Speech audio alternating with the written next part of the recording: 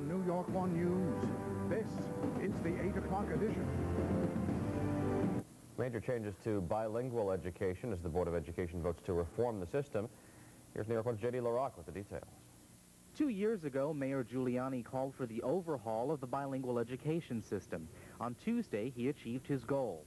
By unanimous vote, the Board of Ed approved a $75 million reform plan written largely by City Hall.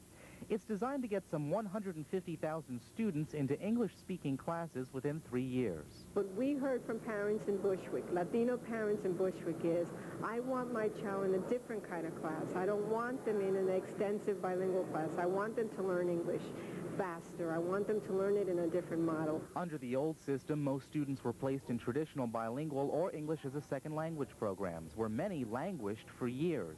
Under the new plan, parents will have 4 options. They can place their kids in traditional bilingual classes, in English-speaking classes, in intensive classes that teach English, or in so-called dual language programs. What it means for students is an increased focus on those students who need the assistance, who need help. It means greater focus from this system, and you know, teachers and principals and superintendents working with students to make sure that they are proficient and that they master English skills. Some advocates said there may not be enough money to see the plan through. But it's not clear that the children will get any better instruction, the majority of the children who are in ESL and bilingual programs, because until there's a real budget to improve those programs, the jury is still out. Schools Chancellor Harold Levy had nothing to say.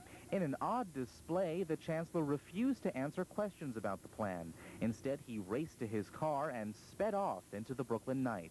Setting the chancellor's behavior aside, the vote was pretty sedate. The Board of Education has largely avoided the public firestorm that greeted bilingual ed reform efforts in places like California and Arizona. The changes here in the city will take effect this fall. In Brooklyn, J.D. LaRock, New York One.